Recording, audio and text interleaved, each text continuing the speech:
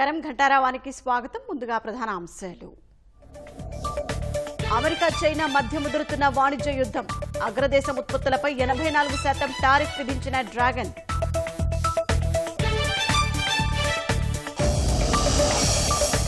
Tirupati Katpadi railway డబ్లింగ్కు కేంద్ర cabinet ఆమోదం. రాయలసీమ ప్రాంతానికి లబ్ధి చేకూరుతుందన్న అశ్విని వైష్ణవ్. అమరావతిలో సొంతింటి నిర్మాణానికి చంద్రబాబు శంకుస్థాపన.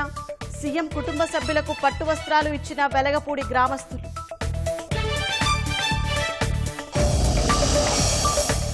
పోలీసులను ఉద్దేశించి జగన్ వ్యాఖ్యలపై కూటమి నేతల ఆగ్రహం. తక్షణమే ఉపసంహరించుకొని క్షమాపణ చెప్పాలని డిమాండ్.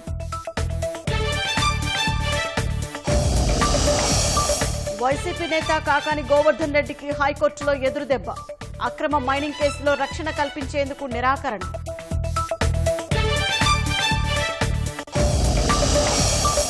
దేశ సమస్యలకు కులగన్ననే పరిష్కారమన్న రాహుల్ గాంధీ. రిజర్వేషన్లపై 50% పరిమితి తొలగిస్తామని ప్రకటన.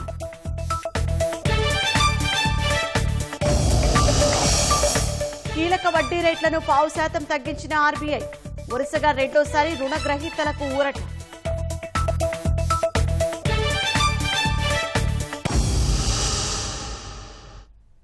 కూటమి ప్రభుత్వం అధికారంలోకి వచ్చాక రాష్ట్రంలో రైల్వే ప్రాజెక్టులు అభివృద్ధి కూత పెడుతున్నాయి. తిరుపతి కాట్పాడి లైన్ డబ్లింగ్కు కేంద్ర కేబినెట్ ఆమోదం తెలిపింది. 1332 కోట్ల రూపాయలతో ఈ ప్రాజెక్టును చేపట్టనుంది. తిరుపతి పాకాల కాట్పాడి రూట్లో మొత్తం 15 స్టేషన్ల పరిధిలో డబ్లింగ్ పనులు జరగనున్నాయి. దీనివల్ల రాయలసీమతో పాటు తమిళనాడులోని వెల్లూరు జిల్లాకు లబ్ధి కలుగుతుందని కేంద్ర మంత్రి అశ్విని వైష్ణవ్ చెప్పారు. ఈ ప్రాజెక్టుతో సరుకు రవాణా, పారిశ్రామిక, విద్య, ఆరోగ్య రంగాలకు మరింత ఊతం లభిస్తుందని తెలిపారు. तिरुपति से काटपाड़ी की डबलिंग 1332 करोड़ रुपीस का प्रोजेक्ट है ये. तो ये प्रोजेक्ट आज माननीय प्रधानमंत्री जी ने अप्रूव किया. आप इस एरिया में देखेंगे मोस्ट इम्पोर्टेंट तिरुपति बालाजी और कालाहस्ती भगवान शिव का मंदिर और चंद्रगिरी फोर्ट, ये तीन बहुत बड़े ऐसे हमारे देश के 3 महत्वपूर्ण स्थल है जहां पर लाखों की संख्या में लोग आते. फिर वेल्लूर और तिरुपति दोनों मेडिकल और एजुकेशन के बड़े हब बने और रायलसीमा रीजन पूरा कंप्लीट रायलसीमा रीजन इस पूरे क्षेत्र में इस प्रोजेक्ट से बेनिफिट मिलेगा. प्रोजेक्ट में 17 मेजर ब्रिजेस हैं और 327 माइनर ब्रिजेस हैं. 7 फ्लाईओवर्स हैं, 30 अंडरपासेस हैं. 104 किलोमीटर की रूट लेंथ है. అనంతపురం జిల్లాలో జగన్ హెలికాప్టర్ వద్ద వైసీపీ కార్యకర్తల అత్యుత్సాహం పక్కా ప్రణాళికతో జరిగిందని హోంమంత్రి వంగలపూడి అనిత చెప్పారు. జగన్ పర్యటనకు 2 రోజుల ముందు నుంచే కుట్రలకు తెరలేపారని ఆమె ఆరోపించారు. అందుకే 1100 మంది పోలీసుల్ని మోహరించామన్నారు. అయినా డబ్బులిచ్చి వైసీపీ కార్యకర్తల్ని రప్పించి పోలీసులపై దాడికి దిగారన్న అనిత తాము సంయమనం పాటించామని చెప్పారు. గొడవలు సృష్టించి పోలీసులు ప్రభుత్వంపై నెపనెట్టాలని చూశారని అనిత ఆరోపించారు. ఒక పులివెందుల ఎమ్మెల్యే, ఒక ఎమ్మెల్యేకి ఎంతమంది ఇస్తారు పోలీస్ ప్రొటెక్షన్? ఎక్కడైనా థ్రెట్ ఉంది అనుకుంటే 2+2 ఇస్తారు, మిగతాదంతా కూడా 1+1. ఆయన ప్రతిపక్ష నాయకుడు కాదు, ఒక పులివెందులకి ఎమ్మెల్యే 1+1 ఇవ్వాలి. కానీ కేవలం ఎక్స్-సీఎం అన్న ఒకే ఒక కారణంతో Z+ సెక్యూరిటీ ఇస్తున్నాం. దట్టు వాళ్ళు ఏం చేశారంటే వాట్సాప్స్లో అది కొంత ఇన్ఫర్మేషన్ పాస్ ఆన్ చేసుకున్నారు. మీరు ఇంతమంది రండి, అంతమంది రండి, ఇన్ని వెహికల్లో రండి, అన్ని వెహికల్లో రండి, ఇంత ర్యాలీగా వెళ్ళాలి, అంత ర్యాలీగా వెళ్ళాలి అని చెప్పేసి కొంత పోస్టులు పెట్టారు. ఇంటెలిజెన్స్ రిపోర్ట్ ఉంది కొంత మేరకు జనాలు వస్తారని. 1100 మంది పోలీసుల్ని ఎస్పెషల్లీ హెలీప్యాడ్లోనే దగ్గర 250 మందికి పైగా పోలీసులను కూడా మేము పెట్టున్నాం. వాళ్ళు ఇంటెన్షనల్గా చేశారు. ఏదో అంటారు కదా, బాగా పడుకుని పోయినోడిని లేపొచ్చు, పడుకున్నానని నటించినోడిని లేపగలమా మనం? యాస్టీస్ ఇది అదే. ఇంటెన్షనల్గా వాళ్ళు అక్కడికి రావాలి, ఆ హెలీప్యాడ్ దాని మీద ఏదో గీత పెట్టాలి, దాని మీద బయటికి వెళ్ళాలి, అప్పుడు రోడ్డు మార్గాన్ని పోవాలి. ఇది వాళ్ళ తాలూకా ప్లాన్ ఆఫ్ యాక్షన్. మరి ఒక విఐపి జగన్మోహన్ రెడ్డి ఆ చాపర్లో వెళ్ళేదానికి టెక్నికల్ ప్రాబ్లం వచ్చింది, ఎక్కడేం జరుగుతుందో తెలియదు, నేను చేతులు ఎత్తేసానని పైలట్ చెప్పాడని మీరు చెప్పారు, దాన్ని మేము యాక్సెప్ట్ చేసి పంపించాం. మరి ఆ హెలికాప్టర్ అలా డిసైడ్ అయిన 10 నిమిషాలకి ఎలాగ టేకాఫ్ అయింది? మరి ఆ ప్రాణభయం ఆ పైలట్కి ఉండదా? ఒకసారి మీరు ఆలోచన చేసుకోండి, ఇందులో ఏం జరుగుతుంది అన్నది. రాజకీయ ప్రయోజనాల కోసం పోలీసులపై అనుచిత వ్యాఖ్యలు చేసిన జగన్ తన వ్యాఖ్యలు వెనక్కి తీసుకుని బహిరంగ క్షమాపణ చెప్పాలని పోలీసు అధికారుల సంఘం డిమాండ్ చేసింది. లేకపోతే న్యాయస్థానాలను ఆశ్రయిస్తామని ప్రకటించింది. మహిళా పోలీసుల మనోభావాలు దెబ్బతీసేలా జగన్ మాట్లాడారని సంఘం సభ్యులు ఆక్షేపించారు. పోలీసు అందరి బట్టలు తీస్తారంటే పోలీసు బట్టలు ఎవరంటే వారు వేసుకోవడానికి, ఎవరంటే వాళ్ళు విప్పుకోవడానికి ఇది ఏమన్నా ఫ్యాషన్ షో అనుకుంటున్నారో నాకు అర్థం కావడం లే. ఇది ఏమన్నా ఫ్యాషన్ షోనా? ఎవరైనా బట్టలు ఇప్పదీసి చూసుకుని వెళ్ళిపోవటానికి? పోలీసులు అంటే ఒక రాజ్యాంగ పరంగా ప్రజా భద్రతకి, ప్రజా రక్షణకి సంబంధించినటువంటి ఒక ఉక్కు కవచం ఇది పోలీసు యూనిఫామ్ అంటే. దీన్ని అందరూ కూడా గౌరవించాల్సింది. ఎందుకంటే రాజ్యాంగాన్ని గౌరవించాలంటే పోలీసు వ్యవస్థ కూడా గౌరవించాల్సిందే. అటువంటి పోలీసు వ్యవస్థని మీరే మాజీ ముఖ్యమంత్రిగా మీరే శాంతి భద్రతలకు విఘాతం కలిగించే విధంగా మాట్లాడితే ఇంకా శాంతి భద్రతలు ఎక్కడ ఉంటాయి? ఈ సందర్భంగా తెలియస్తున్నాం, ఇమ్మీడియట్ గా వైఎస్ జగన్మోహన్ రెడ్డి గారు మీ వ్యాఖ్యల్ని, మీరు ఏదైతే నిన్న దినం వ్యాఖ్యలు పోలీసులు తెలిసి చేశారో ఇమ్మీడియట్ గా ఆ వ్యాఖ్యలన్నిటి కూడా వెనక్కి తీసుకొని బహిరంగ క్షమాపణ చెప్పాలని ఈ సందర్భంగా డిమాండ్ చేస్తా ఉన్నాం. ఆ విధంగా మీరు బహిరంగ క్షమాపణ చెప్పకపోతే చట్టపరంగా మేము న్యాయస్థానాలను ఆశిస్తామని చెప్పేసి ఈ సందర్భంగా తెలియపరుస్తా ఉన్నాం. ఒక కానిస్టేబుల్ నుంచి ఆఫీసర్ స్థాయి వరకు మేము సుమారుగా మహిళా పోలీసులం 5,000 మంది పోలీస్ శాఖలో పనిచేస్తా ఉన్నాము. అటువంటి పోలీస్ శాఖలో పనిచేస్తున్న అందరి బట్టలు ఓడదీస్తానంటే మహిళలను కూడా బట్టలు ఓడదీస్తాను అనే మాట మహిళలను కూడా అన్నట్టుగా మహిళల మనోభావాలను దెబ్బతీసే విధంగా ఉన్నాయి. కాబట్టి మాజీ ముఖ్యమంత్రి వైఎస్ జగన్మోహన్ రెడ్డి గారి వారి అనుచిత వ్యాఖ్యలను వెంటనే వెనక్కి తీసుకోవాలి, లేదంటే చట్టపరంగా మేము న్యాయస్థానాన్ని ఆశ్రయిస్తామని ఈ సందర్భంగా తెలుపుతున్నాం. పోలీసుల బట్టలు ఊడదీస్తానంటూ వైసీపీ అధినేత జగన్ చేసిన వ్యాఖ్యలపై మంత్రులు, టీడీపీ, బీజేపీ నేతలు మండిపడ్డారు. ముఖ్యమంత్రిగా పనిచేసిన వ్యక్తి ఇలాంటి మాటలు ఎలా మాట్లాడతారని నిలదీశారు. జగన్ తక్షణమే తన వ్యాఖ్యలను వెనక్కి తీసుకుని క్షమాపణ చెప్పాలని డిమాండ్ చేశారు.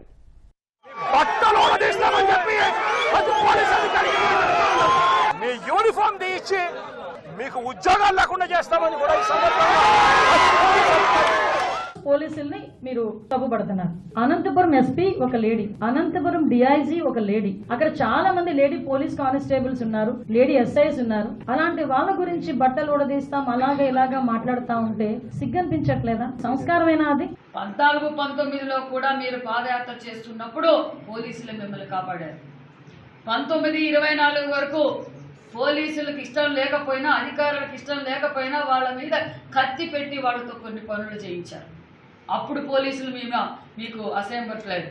మరి ఈరోజు అధికారం పోగానే పోలీసులు డ్యూటీ చేస్తూ ఉంటే మీరు పోలీసులు అలా మాట్లాడడం, పోలీసు వ్యవస్థను మాట్లాడడం మీకు సిగ్గుగా అనిపించడం లేదా జగన్మోహన్ రెడ్డి గారు? మీరు బాధితులు పరామర్శించడానికి వచ్చారా, రెచ్చగొట్టడానికి వచ్చారా, పోలీసులు తిట్టడానికి వచ్చారా? ఏందయ్యా జగన్మోహన్ రెడ్డి, ఒక్క పోలీస్ నీకు సెక్యూరిటీ లేకుండా నువ్వు ప్రజల్లోకి రాగలవా అని చెప్పి నేను ఛాలెంజ్ చేస్తున్నా. నేనేదో అంటున్నాడు బట్టలు ఇప్పదిస్తానని. మీరు బట్టలు ఉతుక్కునే దానికి మాత్రమే పనికొస్తారు. ఇప్పుడు ఏదేదో షాప్కి పోతే చెప్పాడు ఏవేవి ఉన్నాయి బ్రాండ్లు అంటే సర్ఫ్ ఎక్సెల్, రిన్ను, ఏరియలు, ఒకటి వచ్చి లోటస్ పాండ్కి, ఒకటి వచ్చి బెంగళూరు ప్యాలెస్ కి, ఒకటి వచ్చి తాడేపల్లి ఆయనకు ఎక్కడున్నాడో ఆ ఒకటి, ఇంకో అడ్రస్ ఏదైనా ఉంటే కూడా కనుక్కొని ఇప్పుడు ఎక్కడున్నాడో కనుక్కొని 300 కూడా పంపిస్తాం. ఒకటి నేను ఛాలెంజ్ చేస్తున్నా, నీ 5 సంవత్సరాల కాలంలో రాష్ట్రంలో జరిగినటువంటి అన్యాయాల మీద, అవినీతి మీద, దౌర్జన్యాల మీద బహిరంగ చర్చకు సిద్ధమా అని చెప్పి భారతీయ జనతా పార్టీ జగన్మోహన్ రెడ్డి గారిని సవాల్ చేస్తోంది. మళ్లీ అధికారంలోకి వస్తే కూటమి నాయకులపై పగ తీర్చుకుంటామని వైసీపీ నేత కారుమూరి నాగేశ్వరరావు చేసిన వ్యాఖ్యలపై టీడీపీ నేతలు తీవ్రంగా స్పందించారు. అధికారంలో ఉండగా రైతులను ఎర్రిపప్ప అంటూ నోరు పారేసుకున్న కారుమూరికి అధికారం పోయినా అహంకారం తగ్గలేదని ధ్వజమెత్తారు. తెలుగుదేశం నాయకులు కూడా మా మీద కక్ష చూపించకండి, మేమేం మీతో గొడవ పడతలేదు, మీరు రేపు మీద మా కక్ష పెట్టుకోకుండా అని అన్నారు. ఇది మాత్రం ఆగదు. గుంటూరు యువతల నుంచి ఇంట్లోంచి లాగి కొడతారు, గుంటూరు అవతల నుంచి నరికి పడేస్తారని చెప్పి కారుమూరి నాగేశ్వరరావు అది గూండావో తెలియదు, ఒక ఎక్స్ఎమ్మెల్యే తెలియదు, ఒక రౌడీ షీటరో తెలియదు. వాళ్ళ గవర్నమెంట్ వచ్చిందట, వచ్చిన తర్వాత గుంటూరు నుంచి బయట ఉన్న అవతల ఉన్న వాళ్ళందరినీ నరికేస్తాడట, గుంటూరు నుంచి అవతల ఉన్న వాళ్ళందరినీ బయటకు తీసుకొచ్చి తంతాడట. జగన్మోహన్ రెడ్డి ఇలాంటి వాళ్ళందరూ బలం అనుకుంటున్నాడు కానీ ఇలాంటి వాళ్ళందరూ లేదు బల్లెల్ లాంటి వాళ్ళు అనమాట. లాస్ట్ 151 సీట్లు ప్రజలందరూ ఇస్తే మీరు ఇలాంటి పనులు చేసే 11కి దిగాడు. ఈ రోజు మళ్ళా నోటికి అద్దు అదుపు లేకుండా ఇలాగే మాట్లాడితే ఆ 11కి కూడా కన్నం పడే పరిస్థితి కనిపిస్తుంది. అది జగన్మోహన్ రెడ్డికి అర్థం కావట్లేదు. ఎవడన్నా పిచ్చి మాటలో చేతగాని మాటలో కొంతమందిని పీకలకు వస్తానంటారు, కొంతమందిని ఇళ్లలోకి తంతానన్నారు. ఏం తప్పు చేసామని ఇళ్లలోకి తంతారు? ఎందుకు పీకలకు వస్తారు? మేమేమన్నా మీలాగా ప్రభుత్వాలుతున్నామా? మాకు అధికారం ఇచ్చినా అణిగిమనుకుంటున్నాం. మీరేంటి మీ పార్టీకి మోకలు చెల్లి కాలం చెల్లి కదా అని బయటికి లాగుతాం, పేకలకు వస్తాం అని ఇలాంటి కారు మాటలన్నీ మాట్లాడుతున్నారు. ఎందుకు? అసలు మీకు అధికారం అనేది ఒక ఎండమావి, మీకు అది కనపడతానే ఉంటుంది తప్ప మీకు ఎప్పటికీ రాదు. అది మీకు అధికారం ఒకవేళ ఇచ్చారనుకో మమ్మల్ని బయటికి లాగుతానమనా, మా పేకలు పోయమనా, ఏం మాట్లాడుతున్నారని అడుగుతున్నాం. దీనికి సమాధానం చెప్పాల్సినటువంటి అవసరం ఉంది, బహిరంగ క్షమాపణ చెప్పాల్సిన అవసరం ఉంది. భారత రిజర్వ్ బ్యాంకు వరుసగా రెండోసారి రుణగ్రహీతలకు ఊరట కల్పిస్తూ ద్రవ్యపరపతి విధానాన్ని ప్రకటించింది. అమెరికా టారిఫ్లతో ఊగిసలాడుతున్న ఆర్థిక వ్యవస్థకు ఊతమిచ్చేందుకు కీలక వడ్డీ రేట్లను 25 బేసిస్ పాయింట్లు తగ్గించింది. 6.25% ఉన్న రెపో రేటును 6% కుదించింది. తద్వారా గృహ, ఆటో, కార్పొరేట్ రుణాలు తీసుకున్న వారికి కొంత వడ్డీ భారం తగ్గనుంది. ఫిబ్రవరిలో కూడా రెపో రేటును రిజర్వ్ బ్యాంకు 25 బేసిస్ పాయింట్లు తగ్గించింది. ఇదే సమయంలో దేశ జీడీపీ వృద్ధి రేటును అంచనాలను 6.7% నుంచి 6.5% తగ్గించింది. ప్రపంచ ఆర్థిక వ్యవస్థ అసాధారణమైన అనిశ్చితులు ఎదుర్కొంటోందన్న గవర్నర్ ద్రవ్యపరపతి విధానం స్థిరత్వాన్ని తేవడంలో కీలక పాత్ర పోషిస్తుందని చెప్పారు. అంతర్జాతీయ పరిస్థితుల కారణంగా కరెన్సీపై ఒత్తిడి పెరుగుతోందని మల్హోత్రా తెలిపారు. వ్యవస్థలో తగినంత ద్రవ్యలభ్యత ఉండేలా చూసేందుకు ఆర్బీఐ కట్టుబడి ఉందని వివరించారు. In such challenging global economic conditions, the benign inflation outlook and the moderate growth demand that the MPC continues to support growth. Accordingly, the MPC unanimously voted to reduce the policy repo rate by 25 basis points to 6%. Moreover, it also decided to change the stance from neutral to accommodative. It also noted that the rapidly evolving situation requires continuous monitoring and assessment of the economic outlook.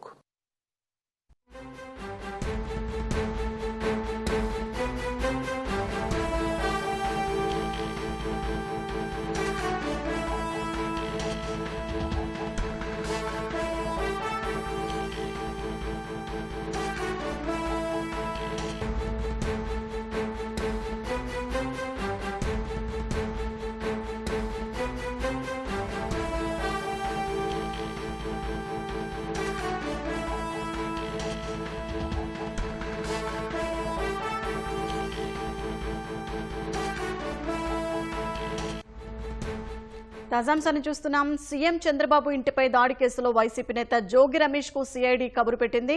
ఈ నెల 11న విచారణకు రావాలని నోటీసులు ఇచ్చింది. ఇక మరింత సమాచారం మా ప్రతినిధి జయప్రకాష్ అడిగి తెలుసుకుందాం. జయప్రకాష్, జోగి రమేష్ కు సిఐడి ఇచ్చిన నోటీసుల్లో ఏముంది?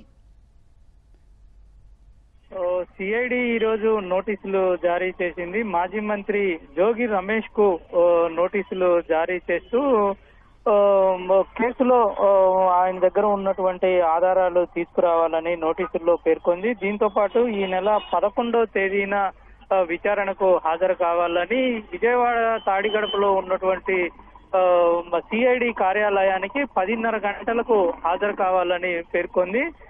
ఇందులో విచారణకు సంబంధించి ఈ కేసుకి సంబంధించి తమ దగ్గర ఉన్నటువంటి ఆధారాలను తీసుకురావాలని పేర్కొంది.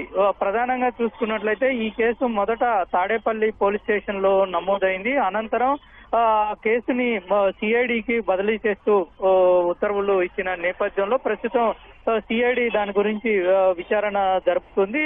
దీంట్లో భాగంగానే మంత్రి జోగి రమేష్ కు ఈరోజు నోటీసులు జారీ చేసింది. దీంట్లో విచారణ భాగంగా ఇప్పటికే కొంత విచారణ జరిపింది. అక్కడ జరిగినటువంటి దాంట్లో ఎవరెవరు బాధ్యులు ఉన్నారు, అక్కడ రాళ్ల దాడి ఆ రోజు జరిగిన సంఘటన అందరికీ తెలిసిన విషయమే. అక్కడ రాళ్ల దాడి జరగటము, అదే విధంగా లోనికి వెళ్లేందుకు అప్పుడు ప్రతిపక్ష నేతగా ఉన్నటువంటి నేత ఇంటి దగ్గరకు వెళ్లటం, ఇవన్నీ జరిగిన నేపథ్యంలో ఈ కేసులో ఉన్నటువంటి ఆధారాలు ఏంటి, అక్కడికి ఎందుకు వెళ్లాల్సి వచ్చింది, ఇటువంటి విషయాలన్నింటినీ తీసుకురావాలనేటువంటిది అందులో తెలిపారు. మొత్తం ఈ నెల 11వ తేదీన జోగి రమేష్ ని విచారించనున్నారు. షాహిద్. ధన్యవాదాలు జయప్రకాష్.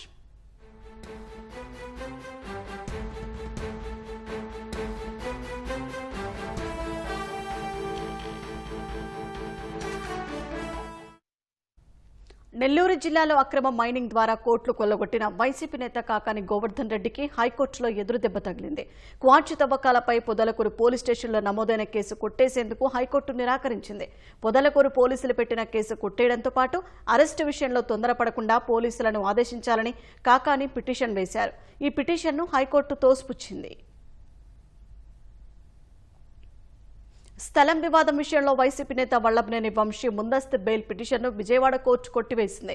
తమను వంశీ బెదిరించి తమ స్థలం వేరే వారికి రిజిస్ట్రేషన్ చేయించారని సీతామహాలక్ష్మి అనే మహిళ ఇచ్చిన ఫిర్యాదు మేరకు గన్నవరం పోలీస్ స్టేషన్లో కేసు నమోదైంది. ఈ కేసులో తనకు ముందస్తు బెయిల్ ఇవ్వాలని వంశీ పిటిషన్ దాఖలు చేశారు. విచారణ జరిపిన న్యాయస్థానం ఇరువురి వాదనలు విన్న అనంతరం వంశీ బెయిల్ పిటిషన్ కొట్టేస్తూ ఉత్తర్వులు జారీ చేసింది. మరోవైపు గన్నవరం టీడీపీ కార్యాలయంపై దాడి కేసులో వంశీ సహా మరో 9 మంది నిందితులకు సిఐడి కోర్టు ఈ నెల 23 వరకు రిమాండ్ పొడిగించింది. రాజధాని అమరావతిలో సొంతింటి నిర్మాణానికి ముఖ్యమంత్రి చంద్రబాబు శంకుస్థాపన చేశారు. వెలగపూడి సచివాలయం వెనుక E9 రహదారి పక్కనే ఈ కార్యక్రమం జరిగింది. G+1 మోడల్లో చేపట్టిన ఈ ఇంటి నిర్మాణం ఏడాదిలోపు పూర్తి చేసి గృహప్రవేశం చేసేలా ప్రణాళికలు రచించారు. మరోవైపు సీఎం తమ ప్రాంతాల్లో సొంతిళ్లు కట్టుకోవడం పట్ల రాజధాని ప్రజలు సంతోషం వ్యక్తం చేశారు. రాజధాని అమరావతి పరిధిలోని వెలగపూడిలో ముఖ్యమంత్రి చంద్రబాబు కుటుంబం చేపట్టిన సొంతింటి శంకుస్థాపన నిరాడంబరంగా సాగింది. చంద్రబాబు, భువనేశ్వరి, లోకేష్, బ్రహ్మణి, దేవాంశ్ మాత్రమే కార్యక్రమంలో పాల్గొని శాస్త్రోక్తంగా పూజలు చేశారు. ప్రైవేటు కార్యక్రమం కావడంతో ఇతరులెవ్వరినీ కార్యక్రమానికి ఆహ్వానించలేదు. శంకుస్థాపన కార్యక్రమం తర్వాత సీఎం కుటుంబ సభ్యులు ఆ ప్రాంతమంతా కలియ తిరిగారు. ఇంటి నిర్మాణ ప్లాన్ను కుటుంబ సభ్యులకు లోకేష్ వివరించారు. వెలగపూడి గ్రామస్తుల తరపున చంద్రబాబు కుటుంబ సభ్యులకు ఆ ఊరి పెద్దలు పట్టు వస్త్రాలు సమర్పించారు. వేడుకను తిలకించేందుకు పెద్ద ఎత్తున తరలివచ్చిన రాజధాని రైతులు జై చంద్రబాబు, జై అమరావతి అంటూ నినాదాలతో హోరెత్తించారు. ఈ క్రమంలో చంద్రబాబు, లోకేష్ కాన్వాయ్ ఆపి రైతులను ఆప్యాయంగా పలకరించారు. రైతులు వారికి శుభాకాంక్షలు తెలిపారు.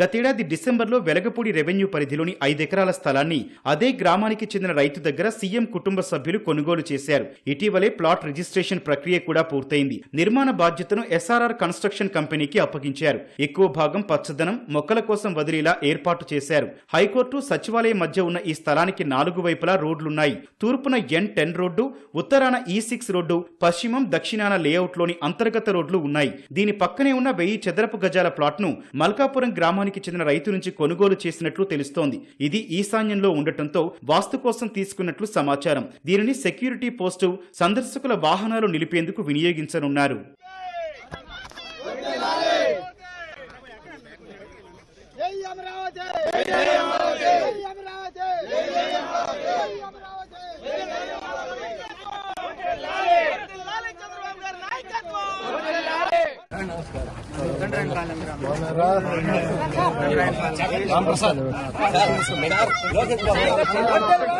ప్రజా రాజధాని అమరావతిలో సొంతింటి నిర్మాణానికి శంకుస్థాపన చేయడంతో తమ కుటుంబం ఆనందంతో భావోద్వేగానికి గురైందని మంత్రి లోకేష్, ఆయన సతీమణి బ్రాహ్మణి తెలిపారు. లక్షల మంది హృదయాల్లో ఉన్న అమరావతిలో ఇంటి నిర్మాణానికి తన తండ్రి చేతుల మీదుగా భూమి పూజ జరగడం సంతోషంగా ఉందని లోకేష్ ఎక్స్లో పోస్ట్ చేశారు. ఇది ఇళ్లు మాత్రమే కాదని తమ నిబద్ధతకు చిహ్నమని వివరించారు. అమరావతి పునర్నిర్మాణం బలంగా, మరింత దృఢంగా సాగుతుందని స్పష్టం చేశారు. ఆంధ్రప్రదేశ్ స్ఫూర్తికి తగ్గట్టే అమరావతి మళ్లీ ప్రకాశిస్తుందన్నారు. ఆంధ్రుల పవిత్ర నేలలో తమ కుటుంబానికి కొత్త అధ్యాయం ప్రారంభమవుతోందని బ్రాహ్మణి ఎక్స్లో పోస్ట్ చేశారు. సీఎం స్వయంగా రాజధాని ప్రాంతంలో సొంతింటి నిర్మాణం చేపట్టడంతో ఆ ప్రాంత ప్రజలంతా సంతోషం వ్యక్తం చేస్తున్నారు. అగ్ని ప్రమాదంలో గాయపడిన ఉప ముఖ్యమంత్రి పవన్ కళ్యాణ్ చిన్న కుమారుడు మార్క్ శంకర్కు సింగపూర్లోని ఆసుపత్రిలో చికిత్స కొనసాగుతోంది. సింగపూర్ వెళ్లిన పవన్ నేరుగా ఆసుపత్రికి వెళ్లి తన కుమారుడిని చూశారు. తాజాగా ఆసుపత్రిలో కోలుకుంటున్న మార్క్ శంకర్ ఫోటో విడుదలైంది. ఊపిరితిత్తుల్లో పొగ పట్టేసినందున తలెత్తే ఆరోగ్యపరమైన ఇబ్బందులపై పరీక్షలు చేస్తున్నామని వైద్యులు పవన్ కు తెలిపారు. అత్యవసర వార్డు నుంచి గదికి మార్చినట్టు తెలిపారు. మరో 3 రోజులు మార్క్ శంకర్ ను పర్యవేక్షిస్తామని తెలిపారు. మరోవైపు మార్క్ శంకర్ త్వరగా కోలుకోవాలని సినీ నటుడు జూనియర్ ఎన్టీఆర్ ఆకాంక్షించారు. ప్రమాదం తనను ఎంతో కలిచివేసిందన్నారు. ఢిల్లీ ఏపీ భవన్లోని పౌర సరఫరాల శాఖ దుకాణాన్ని మంత్రి నాదెండ్ల మనోహర్ సీజ్ చేయించారు. దుకాణంలో ఆకస్మిక తనిఖీ చేసిన ఆయన బియ్యం నాణ్యతను పరిశీలించారు. బియ్యం బస్తా తూకంలో తేడా రావడంతో సిబ్బందిపై ఆగ్రహం వ్యక్తం చేశారు. పౌర సరఫరాల శాఖ పేరుతో నడవాల్సిన దుకాణాన్ని ప్రైవేటు వ్యక్తులు ఎలా నడుపుతారని నిలదీశారు. నిబంధనలకు విరుద్ధంగా ఉండటంతో దుకాణాన్ని సీజ్ చేయించారు. నెల రోజుల్లో ప్రభుత్వ దుకాణం ఏర్పాటు చేస్తామని ప్రకటించారు.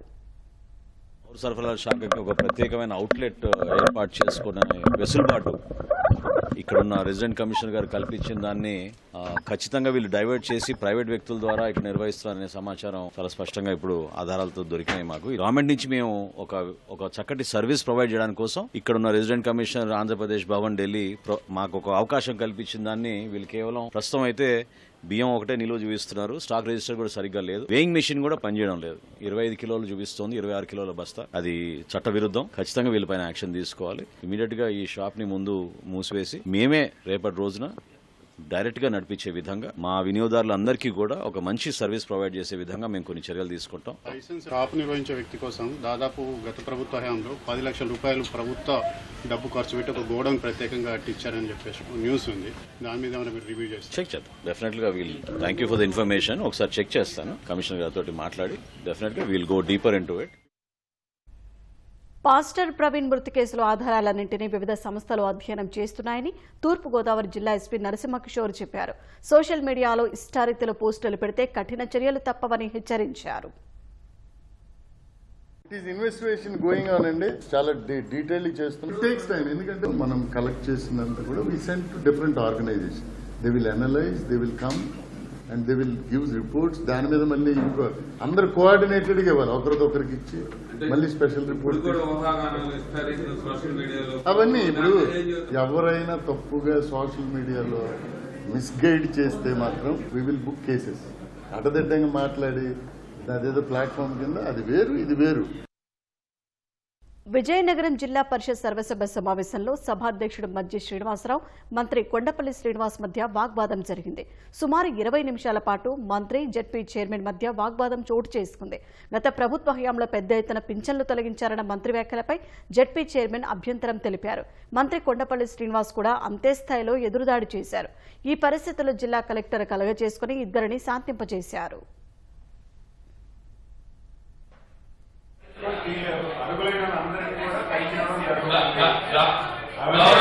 మీరు దృష్టిలో పెట్టుకోండి. ఈ ప్రభుత్వం అయితే కంపల్సరీగా కూడా ఏమా గౌరవ మంత్రి గారు పాజిటివ్ డిస్కషన్ తో మేము సమావేశాలు నడిపి గత ప్రభుత్వం చూస్తే మీ గవర్నర్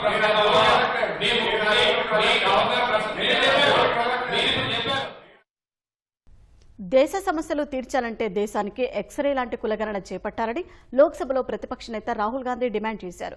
కులగణన వల్ల దేశంలో బీసీల సంఖ్య ఎంతో తెలుస్తుందన్నారు. అహ్మదాబాద్లో నిర్వహించిన ఏఐసీసీ కార్యక్రమంలో మాట్లాడిన ఆయన రిజర్వేషన్లపై 50% పరిమితిని తొలగిస్తామని తెలిపారు. బీసీ, ఎస్సీ, ఎస్టీలకు జనాభా దామాషా ప్రకారం సంపదలోనూ భాగస్వామ్యం అవసరమని వెల్లడించారు. ఆర్ఎస్ఎస్, బీజేపీ రోజు రాజ్యాంగాన్ని ఉల్లంఘిస్తూనే ఉన్నాయని రాహుల్ ఆరోపించారు.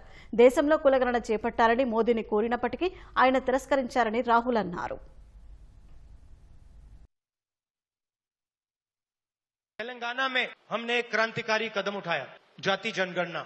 उससे कुछ महीने पहले मैंने पार्लियामेंट हाउस में भाषण दिया था। मोदी जी के सामने कहा कि मोदी जी आप जाति जनगणना कराइए।